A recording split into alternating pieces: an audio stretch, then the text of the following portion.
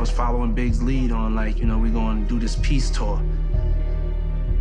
And, you know, it didn't work out.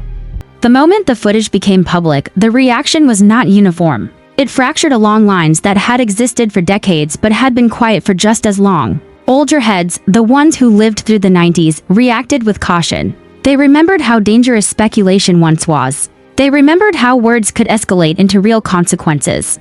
For them, this wasn't entertainment, it was déjà vu. Younger viewers reacted differently. For many of them, Biggie existed mostly as legend. A name in playlists, a face on murals, a voice sampled and referenced. Seeing footage tied to his final night didn't feel like reopening a wound. It felt like discovering a truth they were never given. That generational split added another layer of tension to the conversation. As clips circulated, people began noticing small details. Who stood where? How long certain moments lasted? The behavior of people in the background. Things that once seemed insignificant suddenly carried weight. Viewers paused, rewound, zoomed in. Screenshots spread faster than context. Everyone was searching for something, even if they weren't sure what. This is how unresolved history behaves when it re-enters the public space. It doesn't come back neatly. It comes back fragmented, chaotic, and emotionally charged. Mainstream media tried to step in and regain control of the narrative. Headlines framed the footage carefully, often downplaying its significance while simultaneously capitalizing on its shock value. Words like alleged, suggested, and implied filled articles. Analysts spoke cautiously, aware that stepping too far in either direction could have consequences. But the streets don't read disclaimers the way journalists do. In the streets, memory is currency. Experience matters more than official statements. And many people remembered exactly how that era felt, the paranoia, the rivalries, the constant sense that something was always about to go wrong. That atmosphere returned almost instantly. Artists who had stayed silent for years were suddenly being asked to comment. Some refused outright. Others gave vague responses, choosing words carefully, aware that anything they said could be misinterpreted or weaponized. Silence itself became a statement. Behind the scenes, industry phones were ringing nonstop, lawyers, publicists, executives. Everyone understood that reopening this chapter could destabilize more than reputations. It could unravel long-standing agreements, expose uncomfortable truths, and force accountability where there had been none.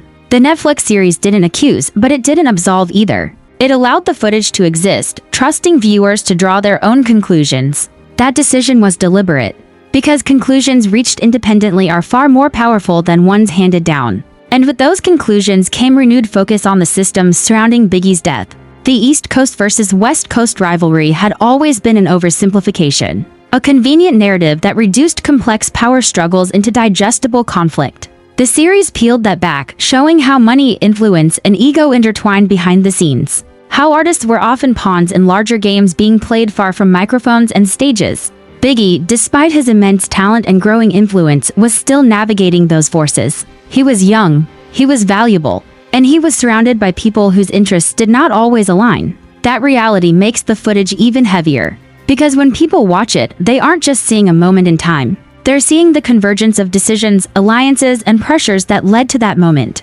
They're seeing how fragile safety really was, even for someone at the top of the game. As discussion intensified, one name kept resurfacing, not because the series forced it, but because history had never fully separated it from the story. Sean Diddy Combs. The footage didn't center him. It didn't accuse him, but it placed him within proximity, both physical and symbolic.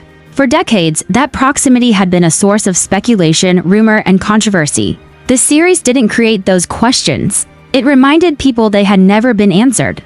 That distinction matters. Proximity does not equal guilt, but it does demand clarity. And clarity had always been missing. Supporters argued that dragging his name back into the conversation was unfair, a recycling of old suspicions without evidence. Critics countered that powerful figures are often shielded precisely because of their influence, and that silence benefits those at the top far more than those at the bottom. The series didn't choose a side. It presented the environment and let the audience feel the tension. For Biggie's family, that tension was unbearable. Interviews with people close to him revealed exhaustion more than anger. Decades of waiting. Decades of reliving the same night through documentaries, books, and now footage. Each retelling promised clarity. Each one delivered more questions. Grief doesn't stay static. It evolves. It hardens. It becomes something people carry rather than something they process. And every time the story is reopened, that weight grows heavier. The footage reignited calls for accountability. Not just legal accountability, cultural accountability. People began asking why some stories are allowed to fade while others are endlessly dissected. Why some figures are protected by silence while others are consumed by speculation. These are not comfortable questions. But comfort was never the goal. As days passed, the initial shock gave way to something deeper, reflection. People began re-examining the music itself. Lyrics took on new meaning. Old interviews were revisited with fresh eyes. Statements once dismissed as cryptic now felt intentional. Biggie had spoken about fear, about betrayal, about knowing too much. Those words echoed differently now. The series had accomplished something rare. It slowed the culture down. It forced people to sit with discomfort instead of scrolling past it. It disrupted the cycle of quick outrage and faster forgetting. And in that disruption, something shifted. You could feel it in the way conversations changed tone. Less shouting, more listening, less certainty, more acknowledgement that some truths are complicated and some answers may never come clean.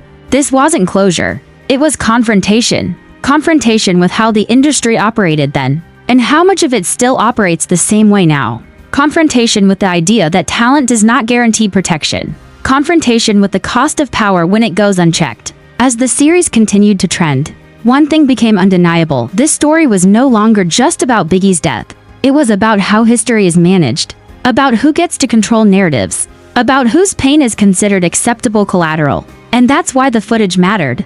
Not because it solved the mystery, it didn't, but because it refused to let the mystery remain comfortable. The night Biggie died has always existed in shadow. This series didn't pull it into the light completely, but it lit a match. And once a match is lit, darkness can't pretend it was never there. As the footage continued to circulate, the conversation shifted from shock to consequence. People began to realize that this wasn't just another viral moment that would fade in a few days. This was different. The energy around it lingered.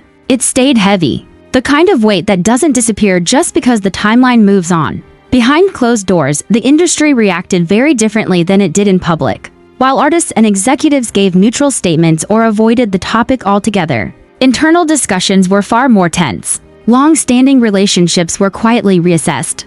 Old alliances were questioned. People began revisiting decisions made decades earlier, wondering if silence had been protection or complicity. This is what happens when history resurfaces without warning. It forces people to confront not only what they did, but what they allowed. For years, the official narrative around Biggie's death had remained frozen. An unsolved case, a tragic loss, a symbol of an era gone too far. That framing allowed everyone to grieve without responsibility. But footage disrupts that balance. It doesn't let people hide behind summaries or conclusions. It brings back context, movement, humanity, and humanity is uncomfortable. Viewers began to notice how quickly certain conversations were shut down online. Posts disappeared. Threads were locked. Videos were demonetized or removed. That pattern didn't go unnoticed. For many, it felt familiar, another reminder that some stories are allowed to circulate freely, while others are quietly suppressed. That sense of suppression only intensified curiosity. People began asking why this footage had never been released before.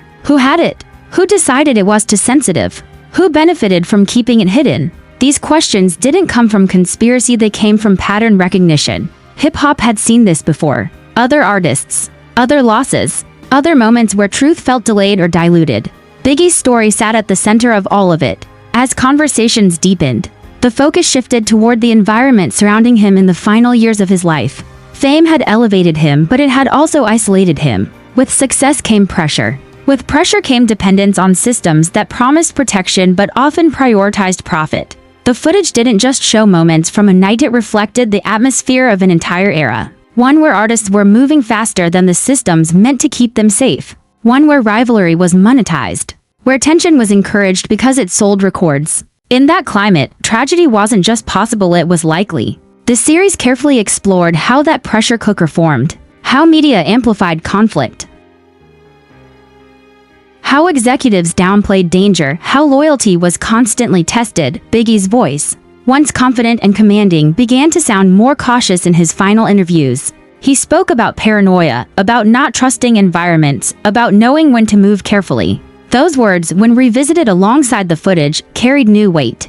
People started to understand that Biggie may have felt the danger long before the night it arrived. That realization made the footage even harder to watch, because it suggested inevitability. Not fate but consequence. As the series unfolded, Interviews with people from Biggie's inner circle painted a picture of constant tension. Security concerns, last-minute changes, warnings ignored or minimized, decisions made under pressure. Nobody claimed perfection, everyone acknowledged chaos. But chaos doesn't absolve responsibility. The more people watched, the clearer it became that Biggie's death was not a random act disconnected from its environment. It was the result of a system that allowed risk to grow unchecked. A system where power often outweighed caution. That realization pushed the conversation beyond individuals and toward structures. Why were artists allowed to move without adequate protection? Why were known risks dismissed? Why did it take decades for meaningful investigation to gain momentum? These questions weren't accusations, they were demands for accountability. And accountability has always been rare in industries built on influence. As days turned into weeks, the initial outrage transformed into something quieter but more dangerous: sustained attention. The kind of attention that doesn't spike and vanish. The kind that forces institutions to respond. Legal experts weighed in. Former investigators revisited the case publicly. Journalists reopened old files. Each contribution added another layer to the conversation, not resolution but depth. For Biggie's mother, the renewed attention was a double-edged sword. On one hand, it validated the pain she had carried alone for years. On the other, it forced her to relive loss she had never truly escaped. Interviews revealed exhaustion more than anger. A longing for truth, not spectacle. She didn't want theories, she wanted answers. The footage made that demand harder to ignore. Meanwhile, the cultural impact spread beyond hip-hop. Conversations about artist safety, media responsibility, and the cost of fame surfaced across industries. Biggie's story became a case study in how systems fail talent when profit takes priority. That shift mattered because it reframed the narrative from what happened to why it was allowed to happen. The series never claimed to hold the final truth. Instead, it positioned itself as a catalyst, a spark meant to reignite conversations that had been buried under time and fatigue. It trusted viewers to handle complexity rather than spoon-feeding conclusions. That trust was risky but effective. As more people engaged with the footage, a strange thing happened: certainty decreased. Instead of rigid opinions, there was nuance. People began acknowledging that multiple truths could exist simultaneously, that some answers may never be clean, that justice doesn't always arrive in dramatic form, but truth still matters even when it's incomplete. The night Biggie died has always been remembered as an ending. The series challenged that idea. It suggested that the night was not an end, but a turning point, one that shaped everything that followed. The music, the rivalries, the silence, and now, decades later, the footage has turned that turning point back on itself. It has forced the culture to look again, not to relive tragedy, but to understand it. This isn't about reopening wounds for entertainment. It's about refusing to let wounds be forgotten simply because they're inconvenient. As the conversation continues, one thing becomes increasingly clear: Biggie's story will never be fully closed until the systems that surrounded him are honestly examined, until silence is questioned, until power is held accountable not emotionally but structurally. The footage didn't promise closure, it promised confrontation, and confrontation, while uncomfortable, is often the first step toward truth.